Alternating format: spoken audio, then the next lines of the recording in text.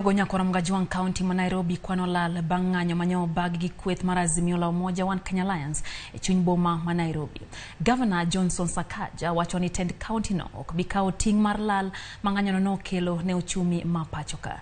Johala e boma ma Nairobi bende kwano lal kaluwore gi ng'anyo ma kamano. Kata kamano moko kuomgi to siro ng'anyo no kakoro giwacho ni nengo ngima masani oidho miyo gi siro ng'anyo ma kamano kaka Simfroz Okinda miyo waler. Chal mar boma ma Nairobi kawuono opogore gi chal mar boma ni odiochieng' manyoro. Johala kwanyo ohala gi kama ne giweye kapok Azimio noluongo ng'anyo. Jopuonjre bende ni e yo madok e skul bang' thuolo machuok mar yweyo. Boma neno modich, kata kamano ng'anyo manyoro nokelo ng'ikruok maka kod kacha. Odni mantiere apaya ma Haile Selassie nochiel gi kite e kinde rakruok e kind obila kod joma ne ng'anyo. Moko kuom chumbe michielo godo kuonde ma nyamburko nego lu koro muki kendo kuondego odong' pap.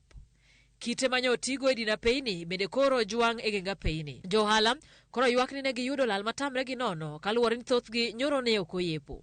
Magari zetu zilipigwa na tear gas, zingine zikavujika vioo na zingine zikapigwa na mawe. Kampuni ya Supermetro tulienda hasara ya milioni 2.7 million jana.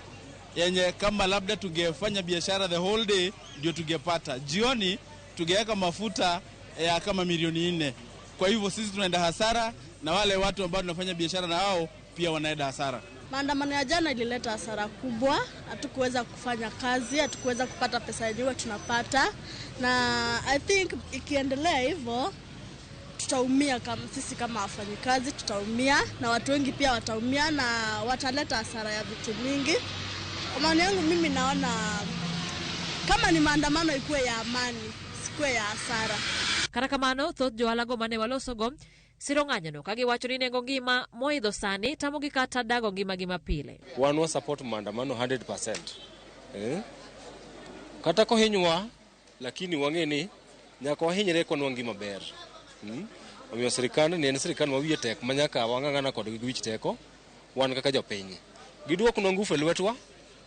Sirikal obed e lwetwa mondo eka koro tabu ma ji kalegi. These two people to sit together and talk, because as much as maandamano itaendelea lazima to make sure ya kwamba watu wameongea, so that ukiangalia hadi taxation bana ya biashara imeenda juu sana. It is time bana Moses Kuria na serikali ya Ruto waingilie kati na watu angalilie hiyo sekta. Kani nyogi mati bine nyor mo skinly idoka these people have been provoked yo serikal. Koro ngebe bino oganya fat serikal get over their anger. Come give barricades magedo barabara kaka udi whatever. Lakini gima mitimre na anger majo piny. Emochiwa lakini kare poni serikal do timiza waching mar bedo ni girito jo pinyo jo peaceful mana peacefully. Onge mono kethre. But king nyomo serikal amno provoke jogi obila.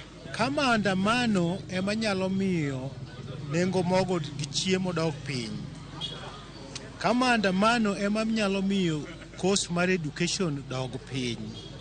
Kama andamano ema nyalo miyo cost mar transportation dog piny.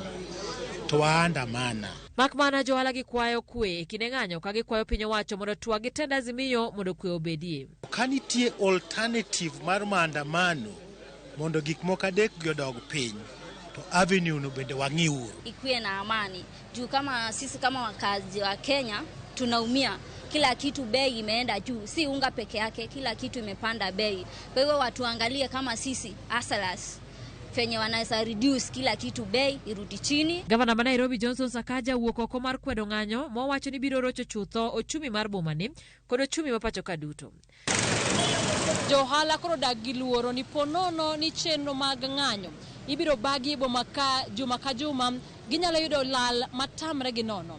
Johala gi koro kwayo jatend piny William Ruto mar mondo miyo oluong twak kod jotelo mag Azimio giyud winjruok makare mondo ket lwasi makare ne timo ohala e bomani. Simfroz Okinda, Ramogi TV, Nairobi. Kwaya buri Nairobi nyakoramga juang